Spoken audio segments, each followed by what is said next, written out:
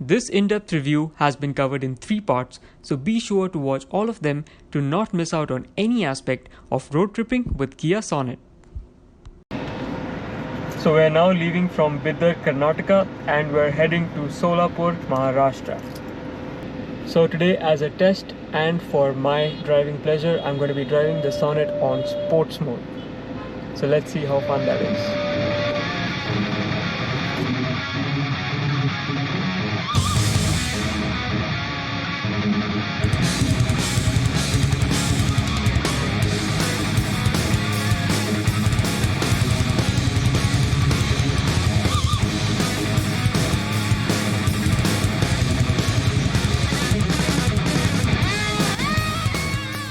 So it's been about an hour since we left Bidar, and we've just taken a small halt at this hotel over here for a pee break.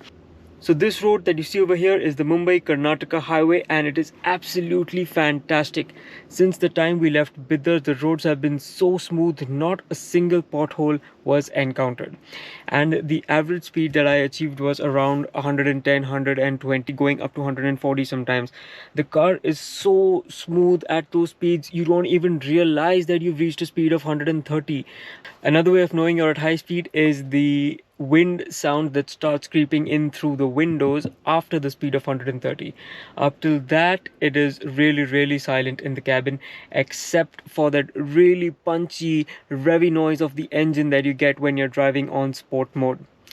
So all this while I've been driving on sport mode, and so far I've achieved a mileage of 12.3 here in the car's meter.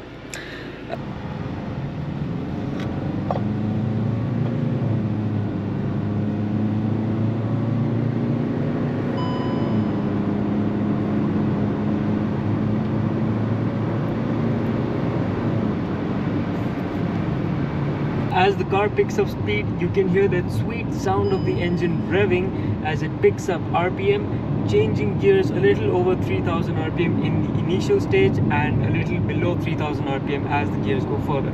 Also, another thing I noticed is that the car comes into 6th gear at a speed of 130. So driving in sport mode is an absolutely fantastic feeling, to have the full power of this 1.5 litre diesel engine at your disposal.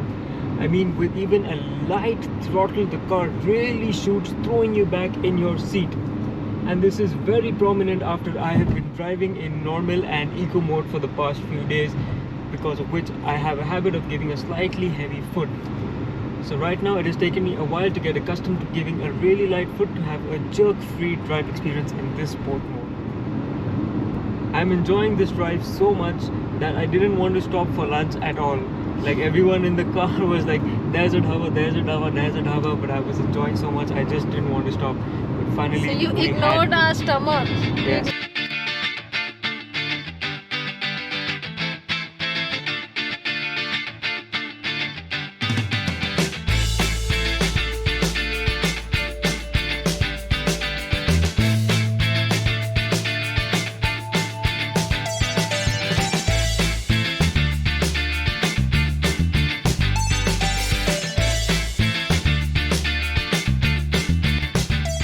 So we finally reached Solapur city, and we're just about 2 kilometers away from our uncle's house where we'll be stopping for the night. So very incredibly, I've achieved a mileage of 14.2 in sport mode, which is more than 14.1 in eco mode, which we got from Nanded to Bidar, because that was 50% good highway and 50% really bad road. So you can consider that more as mixed city highway driving. But today's drive was purely highway, and getting 14.2 in sport means getting at least 17 to 18 in eco mode, which for a fully loaded car I guess is pretty okay, because if it was in the light condition then it could have gone up to 20 as well.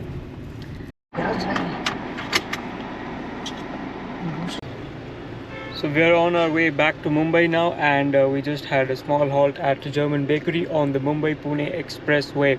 So it's been 5.5 hours since we left Solapur, and initially when we left, the road was so good and there were no stoppages anywhere nearby. And the highest mileage that I recorded today was a whopping 19.7 kilometers per liter, which is absolutely amazing. I was not expecting that at all, and I have been driving on normal mode the entire time. Well, after some time we started getting more tolls and rumblers, and then we passed through Pune city, and eventually the mileage has dropped down to 18.2 so far, which is still pretty good. So now that we're on the expressway, this is the perfect opportunity to show you how the cruise control functions. So over here you can see on the steering wheel there is this cruise control button. As soon as you push this button, you can see cruise written over here, but there's a dash next to the kilometers per hour. So here you can see there is set next to the minus sign. So whichever speed you are at, when you press this button down at set, that speed gets set. So now the cruise control is set to 80 kilometers per hour.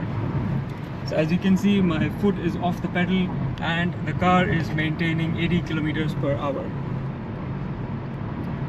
So to adjust the speed, there are two ways. So with every short press, you can see the speed adjusts by 1 kilometer at a time. And if I do a long press over here, the speed increases by 10. Now I'll do a long press downwards and it's at 80. And you can see the car is reducing speed and coming down to 80. So that's how easy it is. When using cruise control, pressing the brake will disable it. However, pressing the accelerator will not. So you can use the accelerator when you need to, and when you release it, the car will go back to the speed that is set on the cruise control. But the problem with using cruise control in India is that you cannot use the cruise control without bypassing it for more than a minute or 2 minutes at a time, because even on the smoothest of roads there will be some kind of bump, or there will be some truck ahead or some slow car ahead of you, which is why you need to keep bypassing it, and then setting it all over again is a bit of a hassle. So mostly I end up not using the cruise control at all. So now if I talk about the ventilated seats function, I really think it's not that useful after all. If your car is parked in the sun, and when you initially sit in the car, that time the seats are really hot, that is the only time you'll remember to switch on the ventilated seats function. Because when we switch on the AC of the car, the ventilated seats do not switch on automatically. You need to manually switch them on, which most of the times we don't remember to do. So I'd say 95% of the time they remain off, and you don't really feel hot because the AC is on in the cabin and the overall temperature is maintained.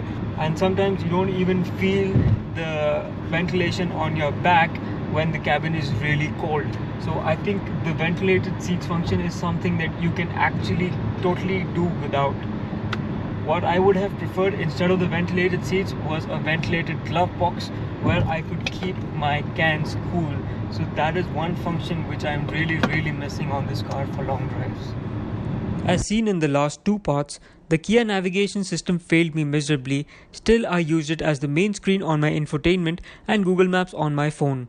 Since Apple CarPlay does not have wireless connectivity, to use Google Maps on the infotainment, you need to connect your iPhone to the USB slot and can't listen to music on your USB stick. So this is a big disadvantage. The one advantage that Kia Maps has over Google is that it mimics real-life road signs, and it shows a diagram at each intersection that clearly shows you which road to take so that there's no confusion. Alright, so now it's time for the verdict.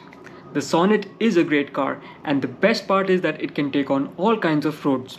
Now I can be at ease when planning a road trip without worrying about the condition of the roads, which I couldn't do with my Honda Civic. Apart from this, it is really fun to drive and fuel efficient too. But is it good for road tripping with the family? Only if you don't put in too much luggage or seat too many people, which kind of kills the point. We are a family of only 4 lightweight people, and yet we struggled with this car. So if you're slightly on the heavier side or a family of 5 and do frequent long trips, then this car is not for you. You are better off going in for a bigger car like the Seltos or Creta. Pro tip: do not use the Kia navigation system outside the city or you will get badly stuck as we did. So guys, my name is Preet Singh, aka The Skilled Sailor, and this is all for the vlog on road tripping with Kia Sonet. I hope this was helpful and has answered some of the questions that you new Sonet buyers out there have.